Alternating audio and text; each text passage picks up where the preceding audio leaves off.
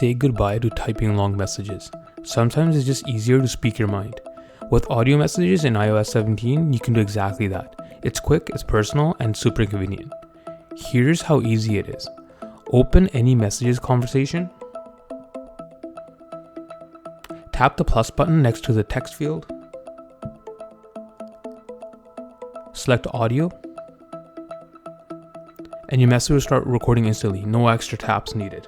Hey, did you hit the subscribe button?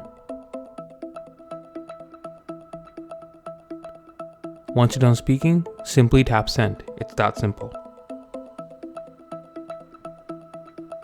Want to send another message right away? No problem, just touch and hold the record audio button in the message field. Testing, testing.